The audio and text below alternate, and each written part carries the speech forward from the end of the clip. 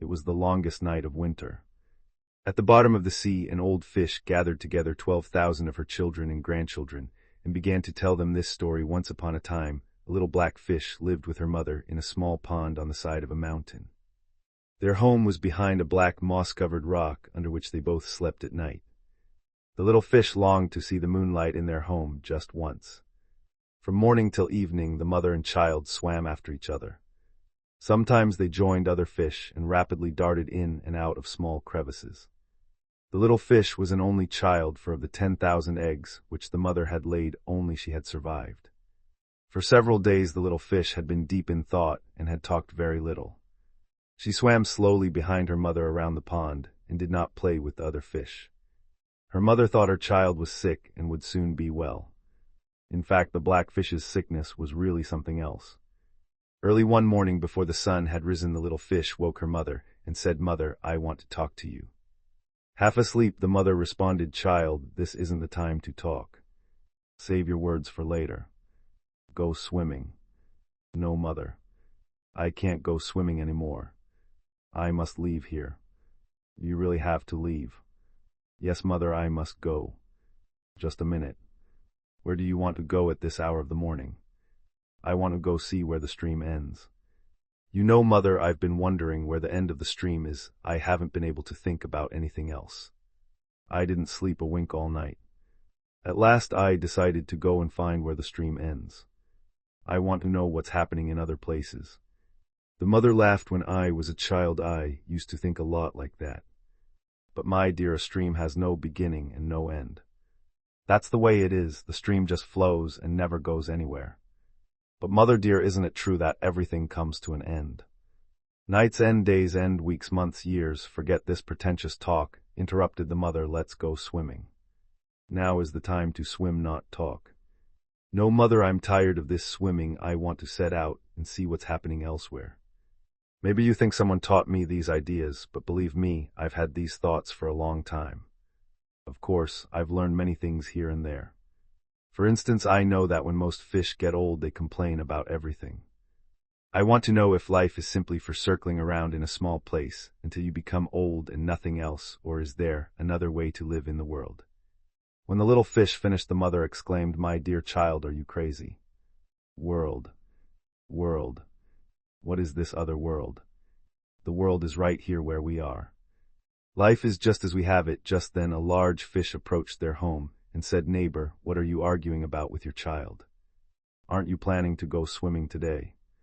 Hearing her neighbor's voice, the mother came out of the house and said, "What's the world coming to? Now children even want to teach their mothers something."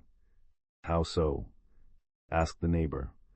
"Listen to the places this half-pint wants to go," replied the mother, saying over and over again, "I want to go see what's happening in the world." "What pretentious talk." "Little one," said the neighbor, "let's see. Since when have you become a scholar and philosopher and not told us?" "Madam," answered the little fish, "I don't know what you mean by scholar and philosopher. I've just gotten tired of these swims. I don't want to continue this boring stuff and be happy as a fool until one day I wake up and see that, like all of you, I've become old, but still am as dumb as I am now." "Oh, what talk!" exclaimed the neighbor. "I never thought my only child would turn out this way," said the mother. "I don't know what evil person put my sweet baby up to this." "No one put me up to anything," said the little fish. "I have a reason and intelligence and understanding. I have eyes and I can see." "Sister," said the neighbor to the little fish's mother, "do you remember that twisted-up snail?" "Yes, you're right," said the mother. "He used to push himself on my baby. God knows what I would do to him." "That's enough, mother," said the little fish. "He was my friend." "Friendship between a fish and a snail," said the mother. "I've never heard of such a thing." "And I've never heard of a fish and a snail being enemies," replied the little fish. "But you all drowned the poor fellow." "Let's not bring up the past," said the neighbor. "You brought up the subject yourself," said the little fish. "It served him right to be killed," said the mother. "Have you forgotten the things he used to say everywhere he went?" "Then," said the little fish, "kill me too, since I'm saying the very same things." To make a long story short, the arguing voices attracted the other fish. The little fish's words angered everyone. One of the old fish asked, "Did you think we'd pity you?" That one just needs a little box on the ears, said another. Go away, said the black fish's mother. Don't you touch my child. Another of them said, Madam, if you don't raise your child correctly, you must expect it to be punished. The neighbor said, I'm ashamed to live next to you. Another said, let's do to the little fish what we did to the old snail before it gets into trouble. When they tried to grab the little black fish, her friends gathered around and took the fish away from the brawl. The black fish's mother beat her head and chest and cried, Oh, my baby is leaving me. What am I going to do? What a curse has fallen upon me. Mother, don't cry for me. Cry for the old fish who stay behind. Don't get smart, half-pint, shouted one of the fish from afar. If you go away and afterwards regret it, we won't let you come back, said a second. These are useful fancies. Don't go, said a third. What's wrong with this place? Said a fourth. There is no other world. The world is right here. Come back, said a fifth. If you turn reasonable and come back, then we'll believe you really are an intelligent fish, said a sixth. Wait, we've gotten used to having you around, said a seventh. The mother cried, Have mercy on me. Don't go. Don't go. The little fish didn't have anything more to say to them. Several friends of the same age accompanied the fish as far as the waterfall. As they parted, the fish said, My friends, I hope to see you again. Don't forget me. How would it be possible to forget you? Asked the friends. You've awakened us from a deep sleep. You've taught us many things that we had not even thought about before. We hope to see you again, learned and fearless friend. The little fish swam down the waterfall and fell into a pond full of water. At first the fish lost its balance, but after a while began to swim and circled around the pond. The fish had never seen so much water collected in one place. Thousands of tadpoles were wriggling in the water. They laughed when they saw the little black fish. What a funny shape. What kind of creature are you? The fish looked them over thoroughly and said, Please don't insult me. My name is Little Black Fish. Tell me your name so that we'll get acquainted. We call one another tadpole, replied one of the tadpoles. We come from nobility, said another. You can't find anyone prettier than us in the whole world, said another. We aren't shapeless and ugly-faced like you, said another one. The fish said, I never imagined you would be so conceited. That's all right. I'll forgive you since you're speaking out of ignorance. In one voice the tadpoles demanded, Are you saying we're stupid? If you weren't ignorant, replied the fish, you'd know that there are many others in the world who are pleased with their appearances. You don't even have names of your own. The tadpoles became very angry. But since they knew the little fish spoke truthfully, they changed their tone and said, Really, you're wasting words. We swim around the world every day from morning till evening, but except for ourselves and our father and mother, we see no one. Of course there are tiny worms, but they don't count. You can't even leave the pond, said the fish. How can you talk about traveling around the world? What? You think there's a world other than the pond? Exclaimed the tadpoles. At least, responded the fish, you must wonder where this water comes from and what things are outside of it. Outside the water. Exclaimed the tadpoles, where is that? We're never seen outside of the water. Ha ha ha ha, you're crazy. Little Black Fish also started to laugh. The fish thought it would be better to leave the tadpoles to themselves and go away, but then changed its mind and decided to speak to their mother. Where is your mother? Asked the fish. Suddenly, the deep voice of a frog made the fish jump. The frog was sitting on a rock at the edge of the pond. She jumped into the water, came up to the fish, and said, I'm right here. What do you want? Hello, great lady, said the fish. The frog responded, Worthless creature, now is not the time to show off. You found some children to listen to you and are talking pretentiously. I've lived long enough to know that the world is this pond. Mind your own business and don't lead my children astray. If you lived 100 years, said the little fish, you'd still be nothing more than an ignorant and helpless frog. The frog got angry and jumped at Little Black Fish. The fish flipped quickly and fled like lightning, stirring up sediment and worms at the bottom of the pond. The valley twisted and curved. The stream became deeper and wider. But if you looked down at the valley from the top of the mountains, the stream would seem like a white thread. In one place, a piece of large rock had broken off from the mountain, fallen to the bottom of the valley, and split the water into two branches. A large lizard the size of a hand lay on her stomach on the rock. She was enjoying the sun's warmth and watching a large round crab resting on the sand at the bottom, or the water in a shallow place, and eating a frog he had snared. The little fish suddenly saw the crab, became frightened, and greeted him from afar. The crab glanced sideways at the fish and said, "What a polite fish. Come closer, little one. Come on." "I'm off to see the world," said the little fish, "and I never want to be caught by you, sir." "Little fish, why are you so pessimistic and scared?" asked the crab. "I'm neither pessimistic nor afraid," answered the fish. "I speak about everything I see and understand." "Well then," said the crab, "please tell me what you've seen and understood that makes you think I want to capture you." "Don't try to trick me," responded the fish. "Are you referring to the frog?" queried the crab. "How childish you are. I have a grudge against frogs, that's the reason I hunt them. Do you know they think they're the only creatures in the world, and that they're very lucky. I want to make them understand who is really a master in the world. So you don't have to be afraid, my dear. Come here. Come on." As the crab talked, he was walking backwards towards the little fish. His gait was so funny that the fish couldn't help laughing and said, "Poor thing. You don't even know how to walk. How did you ever learn who runs the world?" The black fish drew back from the crab. A shadow fell upon the water, and suddenly a heavy blow pushed the crab into the sand. The lizard laughed so hard at the crab's expression that she slipped and almost fell into the water. The crab couldn't get up. The little fish saw that a young shepherd was standing at the edge of the water, watching the fish and the crab. A flock of sheep and goats came up to the water and thrust their mouths in. The valley filled with the sounds of meh-meh and ba-ba. The little black fish waited until the sheep and goats had drunk their water and left, then called the lizard, "Dear lizard, I'm a little black fish who's going to search for the end of the stream. I think you're wise, so I'd like to ask you something. Ask anything you want. All along the way they've been frightening me a great deal about the pelican, the swordfish, and the heron. Do you know anything about them?" "The swordfish and the heron," said the lizard, "aren't found in this area, especially the swordfish who lives in the sea. But it's possible that the pelican is farther down. Be careful he doesn't trick you and catch you in his pouch." "What pouch?" "Under his throat," explained the lizard. "The pelican has a pouch which holds a lot of water. When the pelicans swimming fish, without realizing it, sometimes enter his pouch and then go straight into his stomach. But if the pelican isn't hungry, he stores the fish in his pouch to eat later.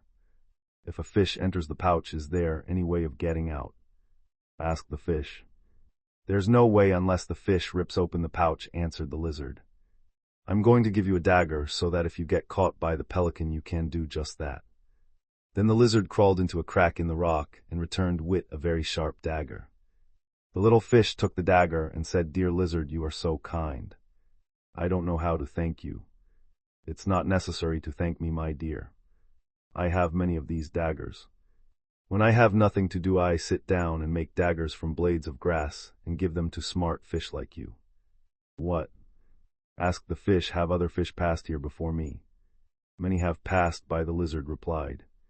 "They've formed themselves into a school, and they give the fishermen a hard time." "Excuse me for talking so much," said the black fish, "but if you don't think me meddlesome, tell me how they give the fishermen a hard time." "Well," answered the lizard, "they stick together. Whenever the fisherman throws his net, they get inside, pull the net with them, and drag it to the bottom of the sea." The lizard placed her ear on the crack, listened, and said, "I must excuse myself now. My children have awakened." The lizard went into the crack in the rock. The black fish had no choice but to set out again. But all the while there were many questions on the fish's mind. Is it true that the stream flows to the sea? If only the pelican doesn't catch me, is it true the swordfish enjoys killing and eating its own kind? Why is the heron our enemy? The little fish continued swimming and thinking, and every stretch of the way the fish saw and learned new things. How the fish liked turning somersaults, tumbling down waterfalls, and swimming again.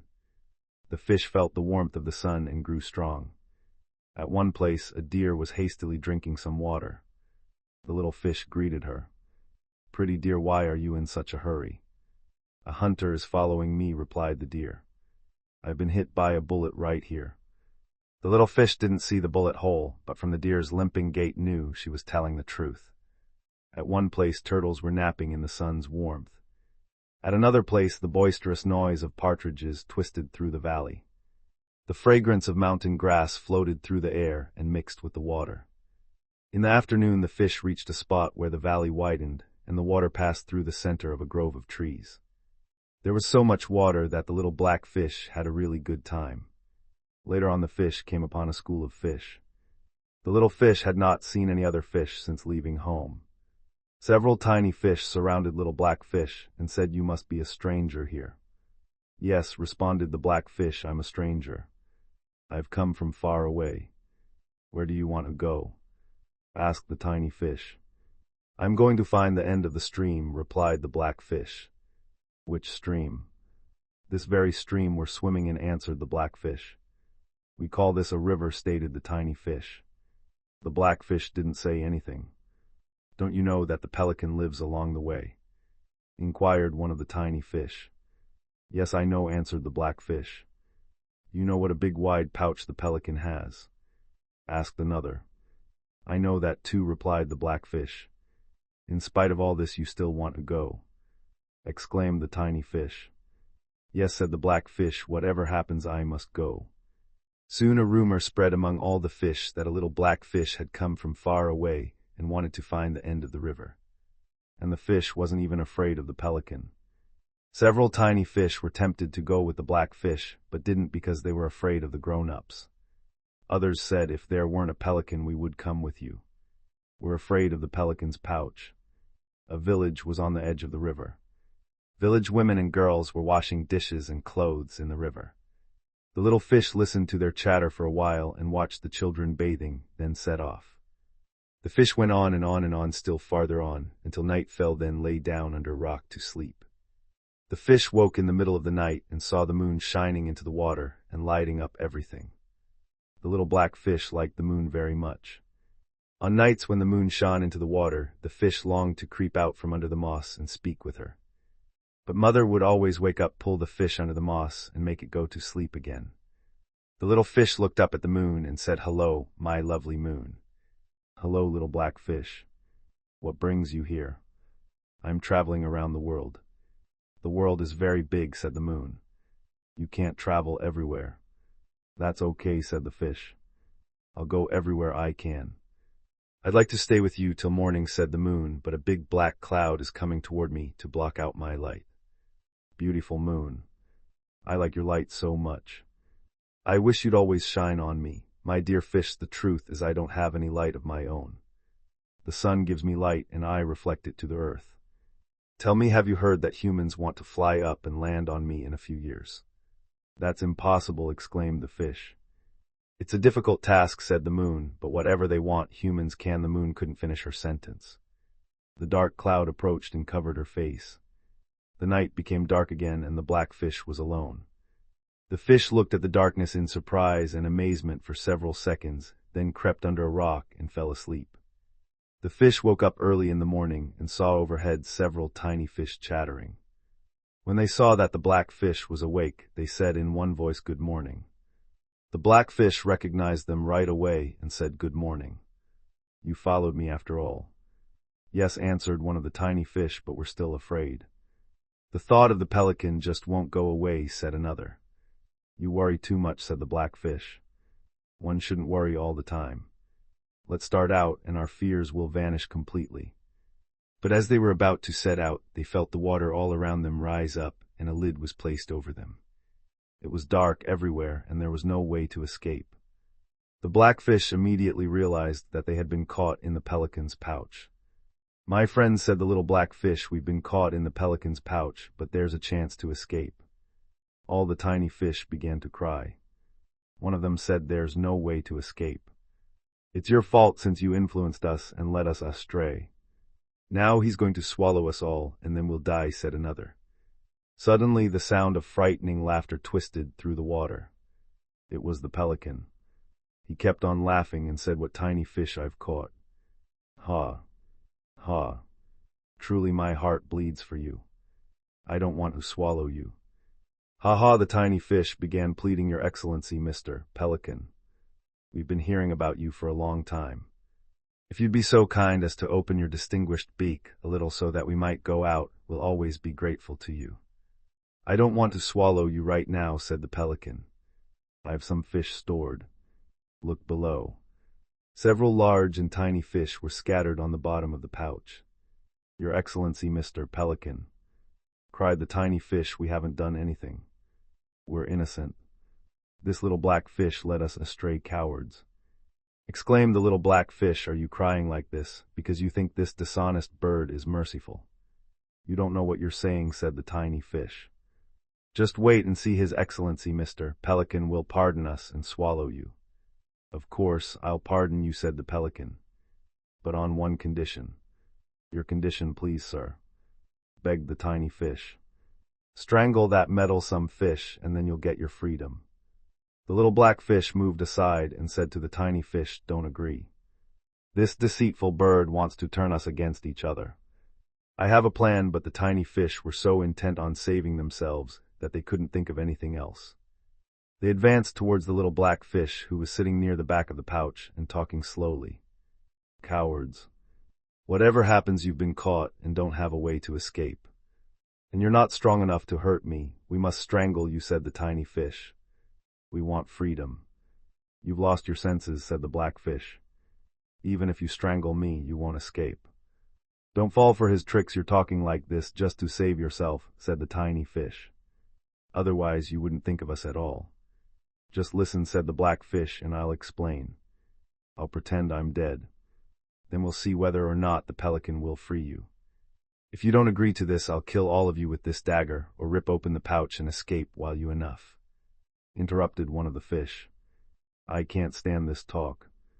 Oh wee, why did you ever bring along this crybaby?" demanded the black fish upon seeing him cry. Then the fish took out the dagger and held it in front of the tiny fish. Helpless, they agreed to the little fish's suggestion. They pretended to be fighting together. The black fish pretended to be dead. The others went forward and said, "Your Excellency, Mr. Pelican, we strangled the meddlesome black fish. Good work." Laughed the pelican. "Now, as a reward, I'm going to swallow all of you alive so that you can have a nice stroll in my stomach." The tiny fish never had a chance. Quick as lightning, they passed through the pelican's throat and were gone. But at that very instant, the black fish drew the dagger, split open the wall of the pouch with one blow, and fled. The pelican cried out in pain and smashed his head on the water, but he couldn't follow after the little fish. The black fish went on and still farther on until it was noon. The river had passed through the mountains and valleys and now was flowing across a level plain.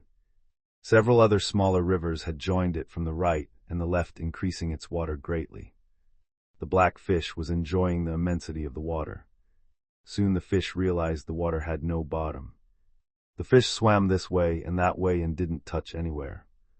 There was so much water that the little fish got lost in it. No matter how far the fish swam, still the water was endless. Suddenly the fish noticed a large, long creature charging forward like lightning. There was a two-edged sword in front of its mouth. The little fish thought the swordfish. "He's going to cut me to pieces this very instant." Quickly the fish jumped out of the way and swam to the surface. After a while, the fish went under the water again to look for the bottom. On the way, the fish met a school of fish, thousands and thousands of fish. "Friend," said the fish to one of them, "I'm a stranger. I have come from far away. Where is this place?" The fish called his friends and said, "Look." Another then replied to the black fish, "Friend, welcome to the sea." Another said, "All rivers and streams flow here, except some which flow into swamps." "You can join our group anytime you wish," said one of the fish. The little black fish was happy to have reached the sea and said, "I'd like to travel around first, then I'll come join your group. I'd like to be with you the next time you pull down the fisherman's net." "You'll get your wish soon," answered one of the fish. "Now go explore. But if you swim to the surface, watch out for the heron, who isn't afraid of anyone these days. She doesn't stop bothering us till she's caught 4 or 5 fish a day." The black fish then left the group of sea fish and began swimming. A little later, the fish came to the surface of the sea. A warm sun was shining. The little black fish enjoyed feeling the sun's bright rays on its back. Calm and happy, the fish was swimming on the surface of the sea and thinking death could come upon me very easily now. But as long as I'm able to live, I shouldn't go out to meet death. Of course, if someday I should be forced to face death as I shall, it doesn't matter. What does matter is the influence that my life or death will have on the lives of others. The little black fish wasn't able to pursue these thoughts. A heron dived down, swooped up the fish, and carried it off. Caught in the heron's long beak, the little fish kicked and waved but couldn't get free. The heron had grabbed the fish's waist so tightly that its life was ebbing away. After all, how long can a little fish stay alive out of water? If only the heron would swallow me this very instant, thought the fish, then the water and moisture inside her stomach would prevent my death at least for a few minutes. The fish addressed the heron with this thought in mind. Why don't you swallow me alive? I'm one of those fish whose body becomes full of poison after death. The heron didn't reply. She thought, oh, a tricky one. What are you up to? You want to get me talking so you can't escape. Dry land was visible in the distance. It got closer and closer. If we reach dry land, thought the fish, all is finished. I know you want to take me to your children, said the fish, but by the time we reach land I'll be dead, and my body will become a sack full of poison. Why don't you have pity for your children? Precaution is also a virtue, thought the heron. I can eat you myself and catch another fish for my children, but let's see, could this be a trick? No, you can't do anything. As the heron thought, she noticed that the black fish's body was limp and motionless. Does this mean you're dead, thought the heron. Now I can't even eat you. I've ruined such a soft and delicate fish for no reason at all. Hey, little one, she called to the black fish. Are you still half alive so that I can eat you? But she didn't finish speaking, because the moment she opened her beak, the black fish jumped and fell down. The heron realized how badly she'd been tricked and dived after the little black fish. The fish streaked through the air like lightning. The fish had lost its senses from thirst for sea water and thrust its dry mouth into the moist wind of the sea. But as soon as the fish splashed into the water and took a new breath, the heron caught up, and this time swallowed the fish so fast that the fish didn't understand what had happened. The fish only sensed that everywhere was wet and dark. There was no way out. The sound of crying could be heard. When the fish's eyes had become accustomed to the dark, it saw a tiny fish crouched in a corner crying. He wanted his mother. The black fish approached and said, little one, get up. Think about what we should do. What are you crying for? Why do you want your mother? You there, who are you? Responded the tiny fish. Can't you see? I'm dying. Oh me, oh my, oh mama, I can't come with you to pull the fisherman's net to the bottom of the sea any more, oh. Enough there, said the little fish. You'll disgrace all fish. After the tiny fish had controlled his crying, the little fish continued, I want to kill the heron and find peace of mind to all fish. But first I must send you outside so that you don't ruin everything. You're dying yourself, replied the tiny fish. How can you kill the heron? The little fish showed the dagger. From right inside here, I'm going to rip open her stomach. Now listen to what I say. I'm going to start tossing back and forth in order to tickle the heron. As soon as she opens her mouth and begins to laugh, you jump out. Then what about you? Asked the tiny fish. Don't worry about me. I'm not coming out until I've killed this good-for-nothing. The black fish stopped talking and began tossing back and forth and tickling the heron's stomach. The tiny fish was standing ready at the entrance of the heron's stomach. As soon as the heron opened her mouth and began to laugh, the tiny fish jumped out and fell into the water. But no matter how long he waited, there wasn't any sign of the black fish. Suddenly he saw the heron twist and turn and cry out. Then she began to beat her wings and fell down. She splashed into the water. She beat her wings again, then all movement stopped. But there was no sign of little black fish, and since that time nothing has been heard. The old fish finished her tale and said to her 12,000 children and grandchildren, now it's time to sleep, children. Go to bed. Grandmother, exclaimed the children and grandchildren, you didn't say what happened to that tiny fish. We'll leave that for tomorrow night, said the old fish. Now it's time for bed. Good night. 11,999 little fish said good night and went to sleep. The grandmother fell asleep too. But try as she might, a little red fish couldn't get to sleep. All night long she thought about the sea.